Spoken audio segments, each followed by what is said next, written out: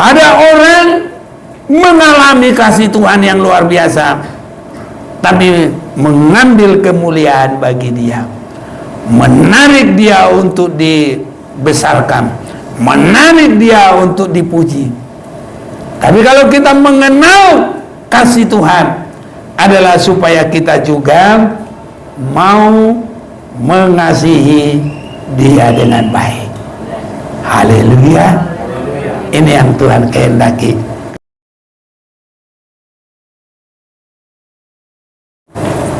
Puji Tuhan, saudara-saudaraku, kita bersyukur Tuhan beri kekuatan, kesehatan bagi kita semuanya. Di pagi hari ini kita beribadah, saudara-saudaraku.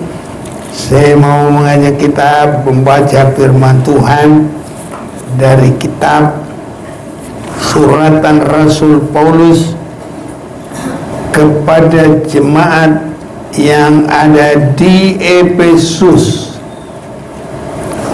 Efesus pasal yang ketiga. Saya akan baca ayat yang ke-18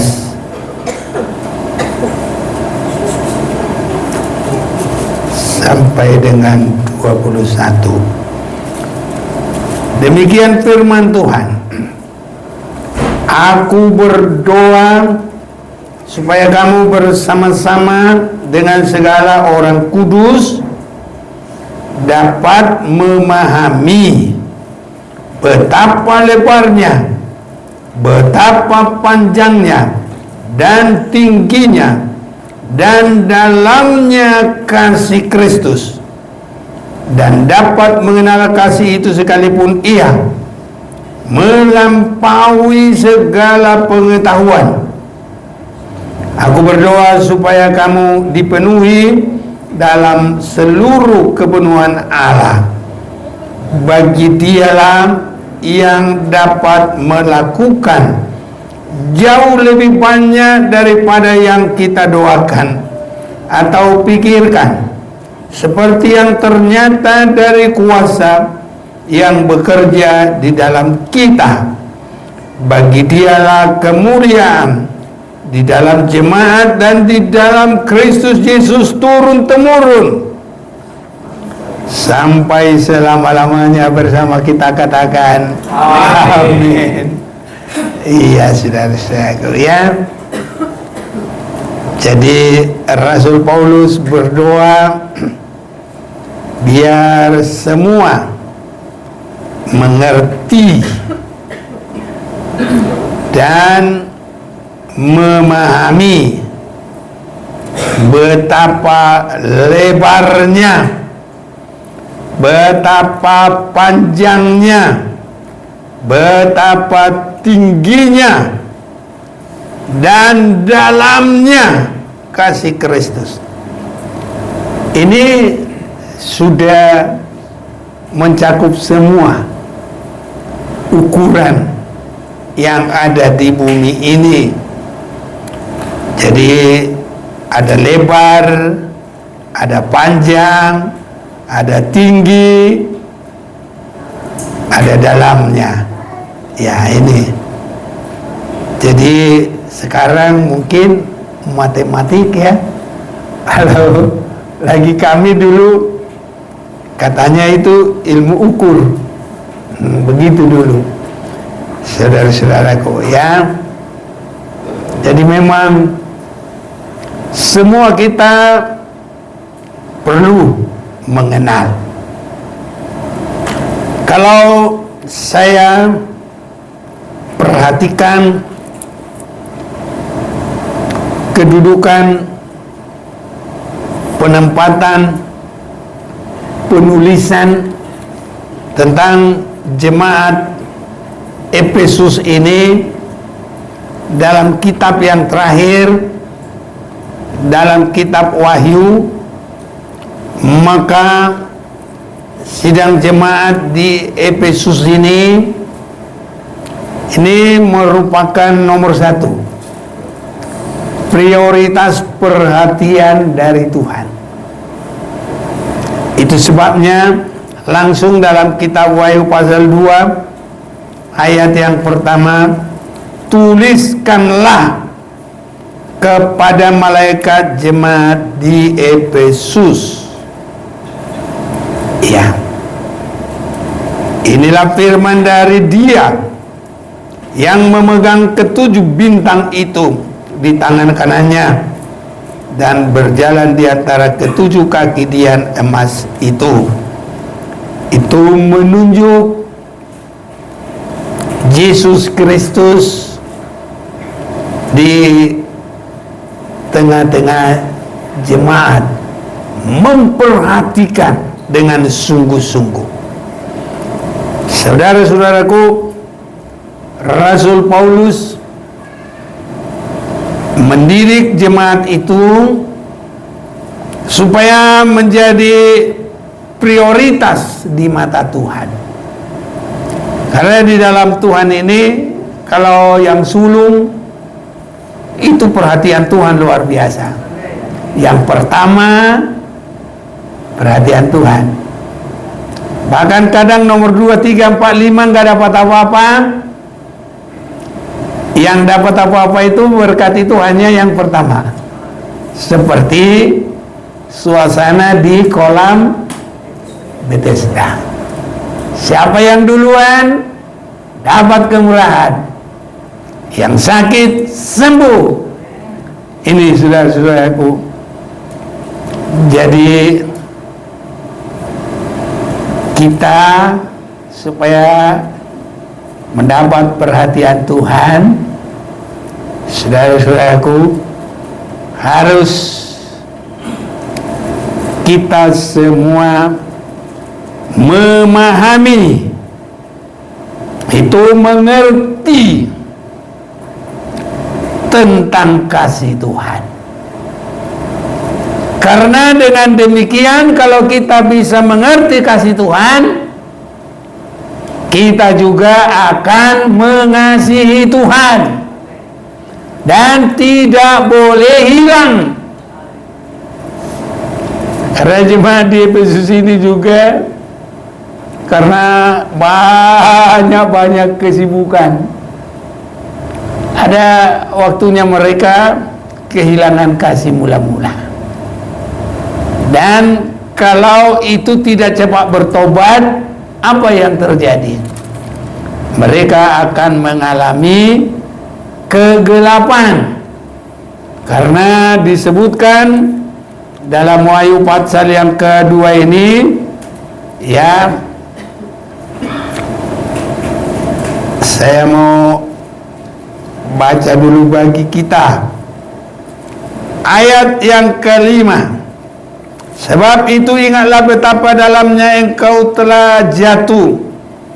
Bertobatlah dan lakukanlah lagi apa yang semula engkau lakukan. Jika tidak demikian, akan datang padamu,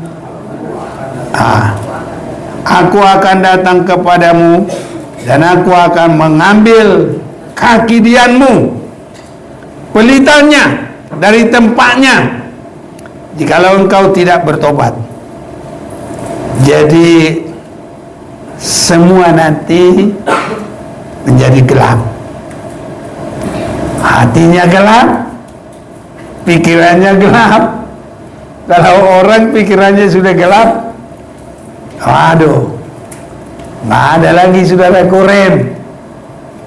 Dan kalau hati orang sudah gelap, nggak ada lagi kasih. Yang ada semua kasar. Nah, jadi bukan kasar.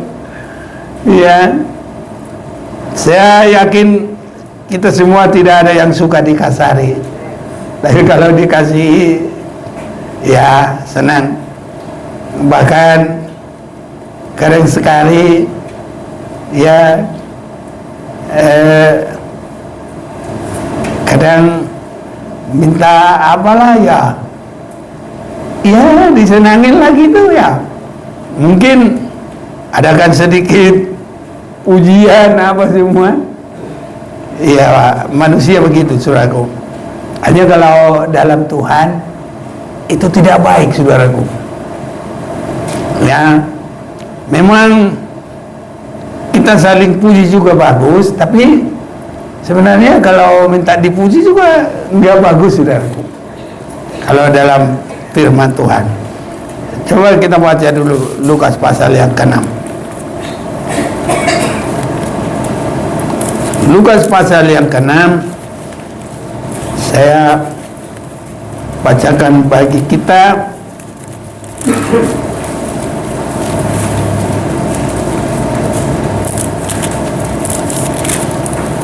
Ayat yang ke-26.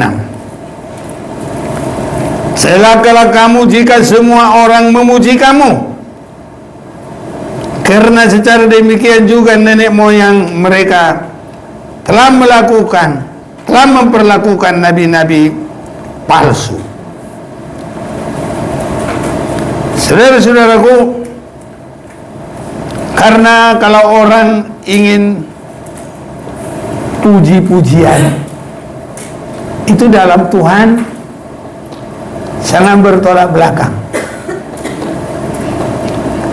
Kalau kita ini apalagi hanya dari tanah liat dibentuk, apalagi kita ini manusia yang sudah jatuh dalam dosa, kalau kita masih mendapat kemurahan, itu sudah sangat baik, saudaraku. Kita ini posisinya sudah seperti posisinya anjing dalam Matius pasal yang ke-15. Perempuan Kanani itu bagaimana? Roti tidak diambil dari anak untuk melemparkan ke anjing. Itu posisi kita, saudara-saudaraku. Sehingga kasih Allah itu sangat besar bagi kita. Kalau kita dapat roti kehidupan, itu tubuh Yesus sendiri untuk menebus kita. Itu kita sudah harus mengerti bahwa kita ini sangat dikasihi. Kita ini sudah dari dasar yang tidak benar, dasar yang tidak berarti. Kalau kita mendapat kemurahan, kita hanya memberikan segala pujian hormat bagi nama Tuhan. Haleluya, saudaraku. Ini kalau sudah mengerti. Tidak mau kita mengambil pujian, hormat apapun. Itu sebabnya dalam Wahyu pasal yang ke-4 itu, ayat yang ke-9 dan 10, mereka tua-tua itu sudah mendapat mahkota. Mahkota itu itu crown ya, crown. Crown. Iya. Ya. Mahkota, saudara-saudaraku. Kemuliaan. Tapi kalau kita untuk Tuhan, tidak ada sedikit pun yang perlu dipertahankan. 24 tua-tua itu mereka menanggalkan, bahkan tidak berhati-hati, taruh sini. Aku kalau saksofonku ini kulempar hancur. Tapi kalau mereka baca dulu, ayo. Wahyu 4 ayat 9 10. Wahyu 4 ayat 9 dan 10. Dan setiap kali makhluk-makhluk itu mempersembahkan puji-pujian dan hormat dan ucapan syukur kepada Dia yang duduk di atas tahta itu dan yang hidup sampai selama-lamanya, maka tersungkurlah ke-24 tua-tua itu di hadapan Dia yang duduk di atas tahta itu, dan mereka menyembah Dia yang hidup sampai selama-lamanya, dan mereka melemparkan mahkotanya di hadapan tahta itu sambil berkata, "Ya Tuhan dan Allah kami, Engkau layak menerima puji-pujian dan hormat, dan kuasa, sebab Engkau telah menciptakan segala sesuatu, dan oleh karena kehendak-Mu, semuanya itu ada dan diciptakan. Jadi tidak mempertahankan kehormatan, keberhasilan, apapun. Saudara bisa boleh bayangkan, meletakkan, melemparkan berbeda apa enggak? Beda. Kalau meletakkan, hati-hati, ya kan? Tapi kalau melemparkan, seperti tidak berharga. Amin. Apa artinya, saudaraku? Apapun keberhasilan kita, kemuliaan kita, apapun itu, kalau di hadapan Tuhan, saudaraku, tidak ada artinya. Karena Tuhan itu begitu baik, begitu mulia. Nah, ada teman-teman orang Batak dulu, kita belum mengerti ketuhanan. Itu ngorbu-ngorbu ngipak ni Tuhan ni pahita ni apa? Begitu kata teman-teman kita. Enggak tahu artinya ya. Mereka hanya debu aja di kaki Tuhan udah senang. Begitu saudara-saudara itu. Saking apanya? Mulianya Tuhan, besarnya Tuhan. Itu sebabnya saudara-saudaraku, ya, kita ya memang begitu, saudaraku. Jangan senang dipuji-puji. Haleluya. Kuatlah kita ini, nggak usah harus dipuji, nggak usah harus dihormati orang. Ya, karena apa, kita sudah sadar, ya memang hanya Tuhanlah yang dihormati, hanya Tuhanlah yang dimuliakan. Aku juga, bagi Tuhanlah segala puji, hormat dan kemuliaan sekarang sampai selama-lamanya. Haleluya. Ini saudaraku. Dan itu menjadikan jemaat Maranatha jemaat yang kuat, saudaraku. Iya, karena kalau menunggu ingin puji-pujian, kapan nggak datang-datang? Ya, sedih saudaraku kalau apa. Tapi ya memang posisi kita begitu. Apa yang dipuji dalam kita? Kita ini adalah darah dan daging. Dan kalau darah dan daging itu tidak akan bisa masuk dalam kerajaan sorga.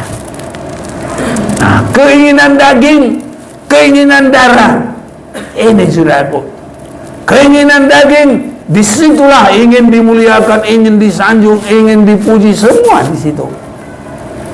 Tapi keinginan darah dan daging tidak mewarisi kerajaan sorga. Coba kita mau lihat dulu. Ini saya senang ini 1 Korintus 15 ayat 50. Ayat yang ke-50, demikian firman Tuhan. Saudara-saudara, inilah yang hendak kukatakan kepadamu, yaitu bahwa daging dan darah tidak mendapat bagian dalam kerajaan Allah, dan bahwa yang binasa tidak mendapat bagian dalam apa yang tidak binasa. Iya, jadi ini saudara-saudaraku, jadi yang sangat kita rindukan adalah bagaimana kita berkenan di hadapan Tuhan. Tuhanlah yang kita besarkan, Tuhanlah yang kita muliakan. Kalau Tuhan sudah dimuliakan, itu berkat sudah lebih cukup bagi kita. Ini saudara-saudaraku, ya.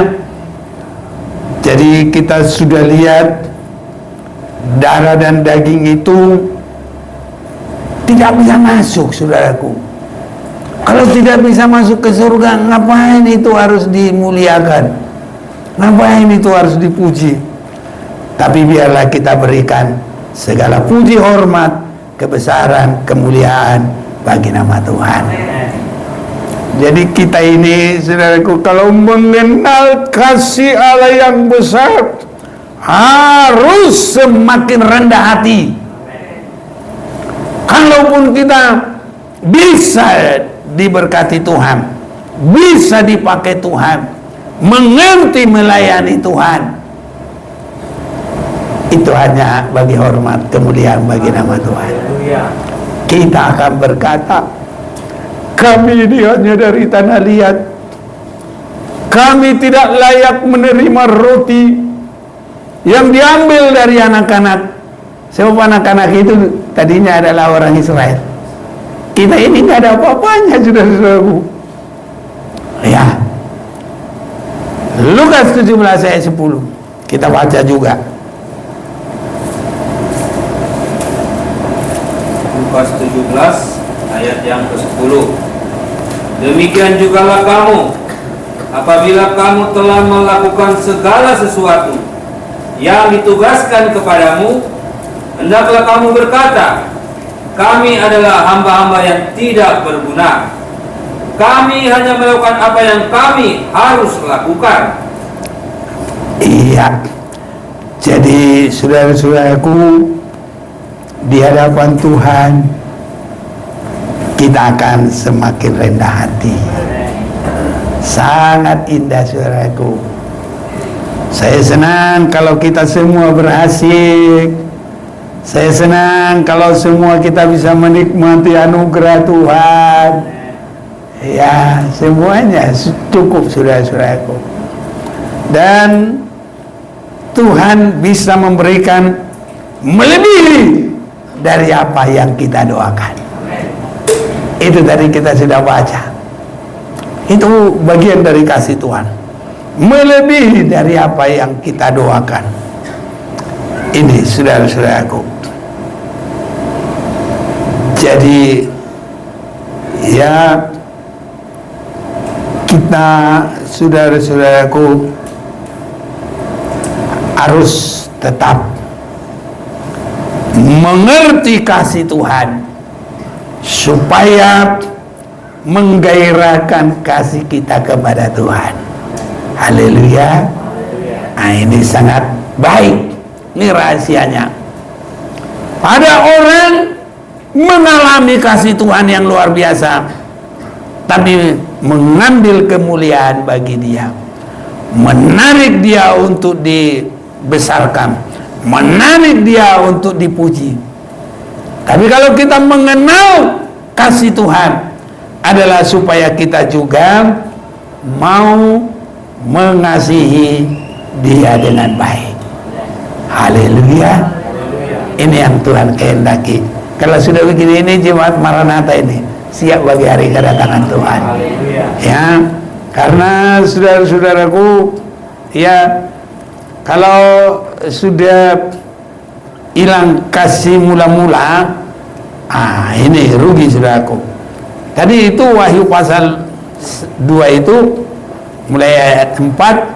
Namun demikian aku mencela engkau karena engkau telah meninggalkan kasihmu yang semula. Ini sidang jemaat di Efesus. Itu sebabnya kalau kita mengenal kasih Tuhan, harus kasih kita juga menyala-nyala bagi Tuhan. Ini saudaraku, baru tepat. Kalau tidak mengerti, mudah nyata kasih Tuhan, pertolongan Tuhan, jadi sombong, jadi melihat orang lain kecil, jadi tidak berguna, malah jadi beban. Ini saudara-saudaraku, kita tidak ada yang merendahkan satu dengan yang lain, bukan.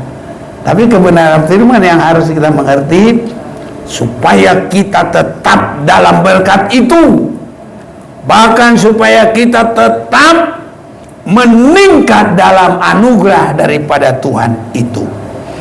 Jangan sampai kita nanti mengalami kegelapan. Sebab itu ingatlah betapa dalamnya engkau telah jatuh. Jadi kalau tidak terus mengasihi Tuhan, itu sudah jatuh. Dari mana kita bisa mendapat kasih Tuhan? Dengan memandang kasih Tuhan, supaya kasih Tuhan itu mengalir kepada kita. Oh, Tuhanku itu begitu mengasihi aku. Haleluya. Jadi kalau Tuhan tolong kita, Dia mengasihi kita, buka jalan. Yang kuliah banyak, aku dengar kesaksian pemuda kita ini ya, dapat apa KJP, apa PIP, beasiswa. Ya, ada itu kan, kemurahan Tuhan. Ada yang diambil dari nilai ujian masuk perguruan tinggi, apa itu sekarang? Ya begitu. Macam saudaraku. Dan saya yakin Tuhan akan lebih nyatakan kasih-Nya kalau kita tidak berhenti mengasihi Dia. Karena kalau Tuhan lihat kita bergairah di situ, pasti Tuhan tambahkan lagi. Dia nggak bakal menghentikan itu. Karena setiap yang menguntungkan Tuhan, Tuhan akan laksanakan terus. Itu sebabnya saudaraku, kalau Tuhan memberkati kita, semakin berikan kemuliaan, kebesaran hanya bagi Tuhan. Biar Dia semakin besar, kita haleluya. Ini kalau semua sudah mengerti dan berpraktek, oh indah sekali saudara-saudaraku. Ya biar Tuhan tolong kita.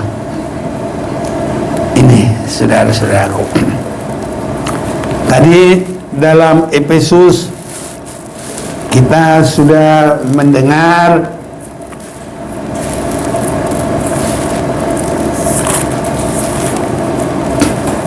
saya ulang baca ayat 18.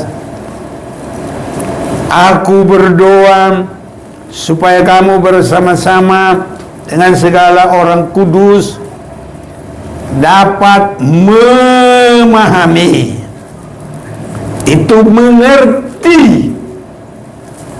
Nah, jadi guru kadang-kadang nggak bilang udah mengerti, tapi dia bilang apa? Sudah paham. Sudah Pak Guru. Gitu, ya. Jadi memahami, mengerti itu sama. Jadi yang kita pahami betapa lebarnya, betapa panjangnya, betapa tingginya, betapa dalamnya. Jadi semua sudah di sini. Lebar itu ya bisa ke samping lah ya, panjangnya juga ya, baru tingginya ke atas, dalamnya itu ke bawah, lengkaplah semuanya. Saya kalau lihat firman Tuhan, kalau kita baca tidak hanya sembarangan. Ini semuanya di sini. Puisinya bagus, kata-katanya bagus, isinya juga bagus, sasarannya bagus. Ya, pokoknya firman Tuhan itu disebut sempurna. Ini saudaraku. Itu sebabnya kalau kita lihat di dalam kitab Mazmur bahwa firman Tuhan itu sudah teruji, sudah diuji, dan itu disebut murni dan sudah dimurnikan berkali-kali. Mazmur 11 ayat 7. Janji Tuhan adalah janji yang murni. Amin saudaraku. Ya. Bagaikan perak yang teruji. Berapa kali? 7 kali dimurnikan dalam dapur peleburan di tanah. Jadi Tuhan sendiri memurnikan firman-Nya. Hah? Apa? Mazmur 12 ya. Oh iya, salah. Aku tutupin di sini. Iya, iya, betul. Karena aku lihat di atasnya tangan saya begini, ya. Padahal sudah ada satu lagi pasalnya. Ya, pasal 12 ayat 7 ya. Ini. Jadi saudaraku, janji Tuhan adalah janji yang murni. Jadi tidak akan sedikit pun berubah. Oleh apapun dia tidak akan berubah. Dan tidak akan gopel sedikit pun. Kalau bahasa Batak dan malutik. Hot. Iya. Hot bukan bahasa Inggris ya. Jadi hot itu mana dah. Gitu saudaraku. Molo suara hipal. Hulpu. Hulpu suara. Nah, itu termasuk murni. Ini saudara-saudaraku ya. Ayo baca sampai 89. Janji Tuhan adalah janji yang murni, bagaikan perak yang teruji, 7 kali dimurnikan dalam dapur peleburan di tanah. Engkau Tuhan yang akan menempatinya. Engkau akan menjaga kami senantiasa terhadap angkatan ini. Orang-orang fasik berjalan kemana-mana, sementara kebusukan muncul di antara anak-anak manusia. Iya, itu orang fasik. Tapi kalau kita ada firman yang murni, menjamin kita, dan berkat itu saudaraku, sampai kita mencapai hidup yang kekal selama-lamanya. Jadi indah saudaraku, setialah dalam Tuhan, di mana kita selalu bertemu. Di mana kita bertemu Tuhan? Kalau 2-3 orang berhimpun dalam nama Tuhan, Tuhan ada di tengah-tengah. Semakin banyak bertemu, semakin mengasihi. Haleluya. Ya. Jadi supaya kita semakin bisa mengasihi Tuhan, dalam Wahyu pasal 2 itu, biar kasih kita jangan hilang, harus setia beribadah. Kalau orang sudah mulai tidak suka ibadah, kasihnya itu udah habis lah itu. Udah tinggal mungkin nggak sampai 2%. Udah habis itu cintanya. Tapi kalau waduh, kapan ini hari Minggu biar aku ibadah? Wah, kalau itu udah benar-benar deh. Lebih 100% cintanya. Ya, ini saudaraku. Jadi hatinya itu kepada Tuhan. Tuhan lihat bulat, Tuhan lihat indah saudaraku. Bahasa Batak, hulpu di balik Tuhan nih. Tahu hulpu? Sudah enak, lebih dari enak lagi. Pulen. Ini saudaraku. Jadi semua bapak ibu pemuda-pemudi, anak-anak, mari setia beribadah kepada Tuhan. Dan kalau kita mengenal kasih Tuhan, itu kasih itu semakin terus nyata di dalam kehidupan kita. Dan kalau kasih kita nanti sudah hilang, semua akan gelap ya. Awal gelap katanya, iya benar. Karena Tuhan sendiri hukumannya, kalau kasihnya sudah hilang, Tuhan akan ambil pelitanya dan menjadi gelap. Sama dengan listrik, kalau sudah mati, aduh, semua nggak ngerti apa-apa lagi. Untung sekarang sudah banyak handphone. Handphone anaknya ada, handphone bapaknya ada, masing-masing ayat malam kudus. Ini sudah ya. Jadi masih. Tapi kalau benar-benar enggak ada pelita, gelap semuanya. Mengapa gelap? Karena sudah kehilangan kasih. Jadi saudaraku, mari kita mendekat terus kepada Tuhan, biar mengalir terus kasih Tuhan kepada kita.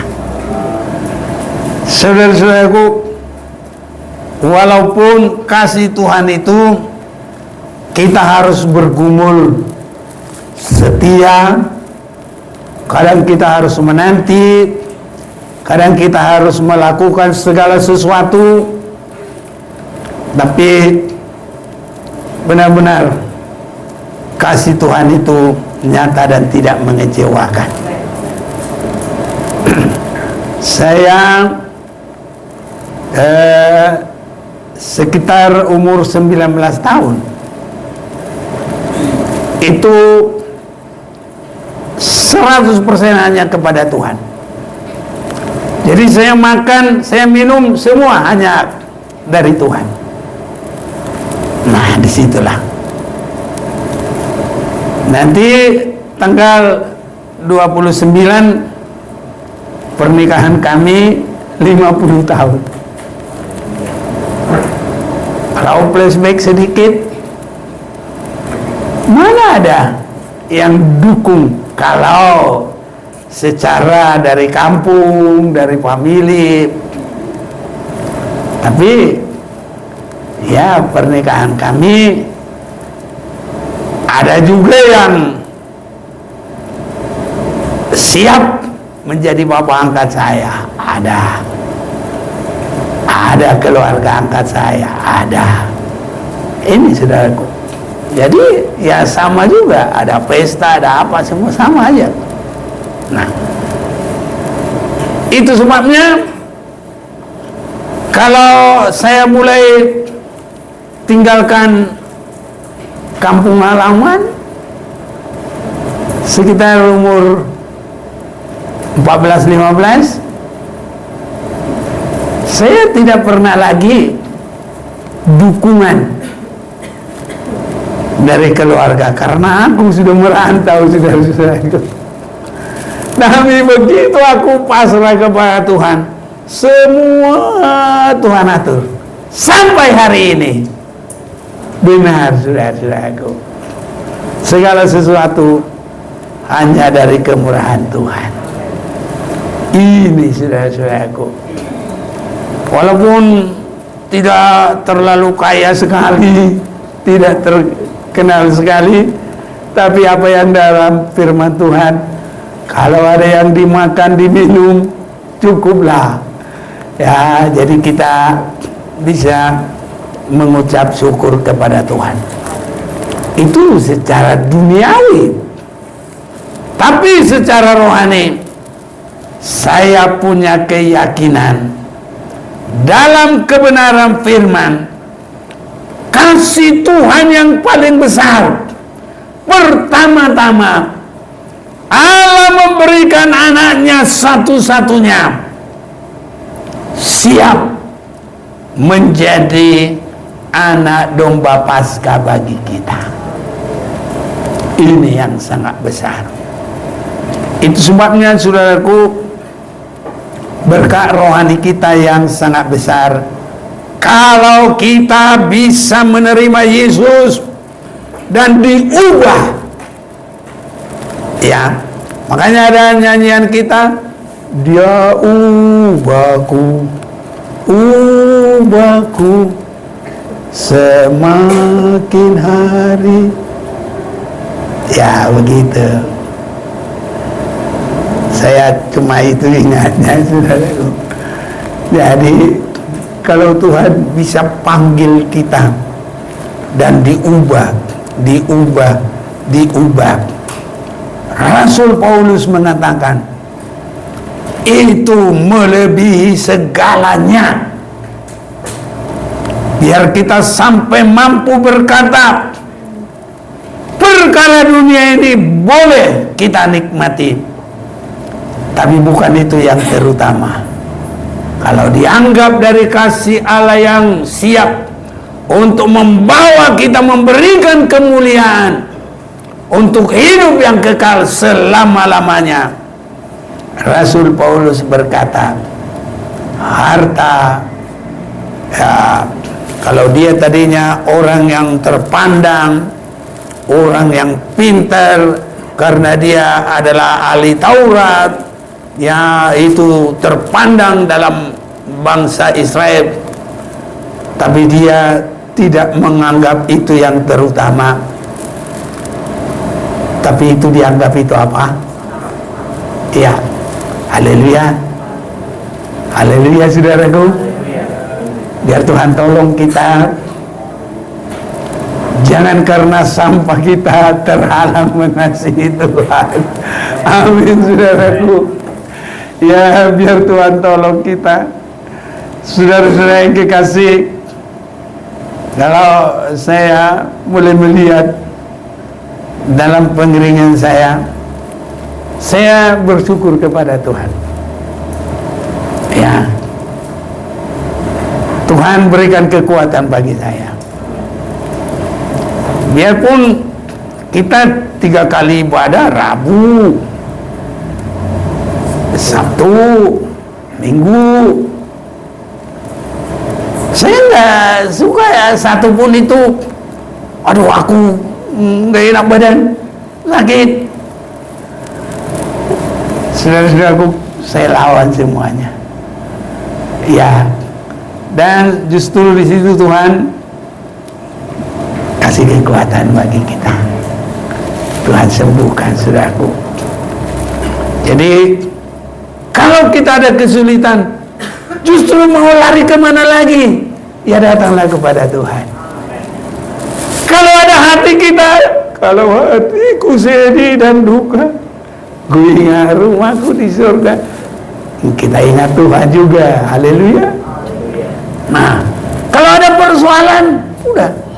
Kalau ada sakit, justru mari berusaha datang kepada Tuhan. Sembuh. Itu namanya sudah benar-benar tindakan iman. Dan Tuhan tidak akan permalukan orang yang percaya.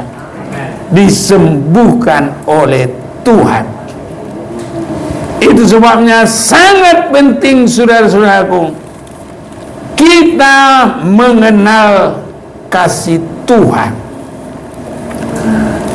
dan betapa lebarnya, betapa panjangnya, betapa tingginya, betapa dalamnya, dan supaya kasih yang begitu luar biasa masuk dalam kita dan kita mengasihi Tuhan. Kalau Tuhan mengasihi kita dan kita mengasihi Dia, kita akan mengalami segala anugerah dan berkat yang besar, melebihi dari yang sudah-sudah. Tuhan akan tambahkan anugerahnya, berkat-berkatnya bagi kita semuanya. Jadi semakin alamilah ya semua kita, bapak-bapak, ibu-ibu, pemuda-pemudi, nah, lihat dalam cara hidupmu. Nah, kalau tidak mau remaja lagi, ya, meningkat semuanya. Lihat kasih Tuhan dalam hidupmu, dan Tuhan itu Dia akan terus membangun kasih itu sampai kita boleh bertemu dengan Dia. Itu sebabnya semua kita harus sampai memiliki kesaksian yang luar biasa. Kita menyaksikan kebaikan Tuhan, kita menyaksikan kasih Tuhan. Semua kita akan dikasihi Tuhan dan memiliki kasih yang luar biasa itu. Jadi kita sudah lihat itu sangat baik supaya itu terjadi bagi kita, ya,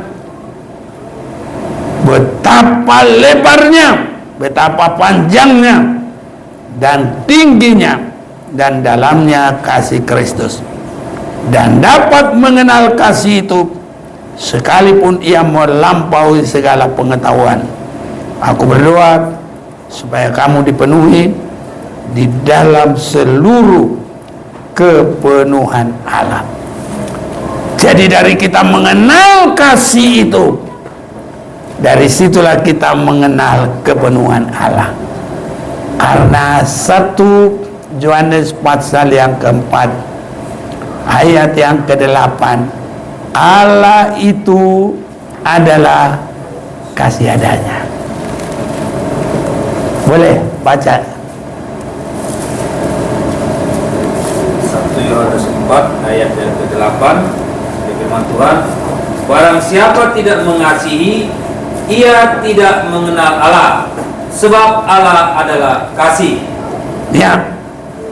Jadi Allah itu kasih. Jadi saudara-saudaraku, kalau tidak mengasihi, diambil pelita dan gelap. Itu sebabnya mari mengenal Tuhan yang sangat mengasihi. Tetapi karena Allah kita sangat pengasih, kita anak-anak Tuhan juga harus berada di dalam kasih. Haleluya. Kalau di dalam kasih, luar biasa, semakin indah. Di dalam kasih, hati kita semakin damai dan meluap dari raut kehidupan kita, muka kita. Orang yang ada cinta kasih pasti mukanya tidak sangar. Haleluya.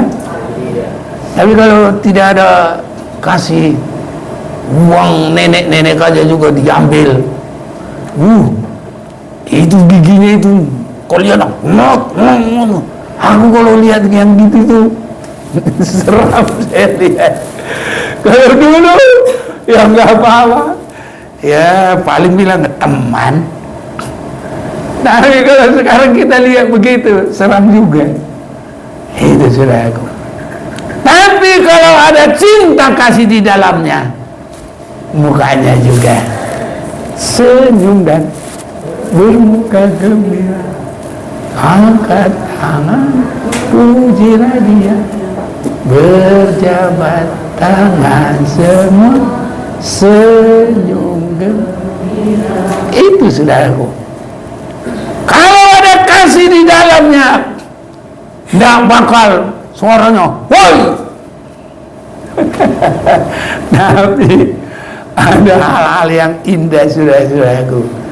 Saking indahnya suaranya, ingin kita mendengar suaranya terus. Tapi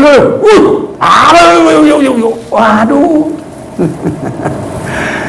Siapapun itu paling dekat sama kita nggak suka saudaraku.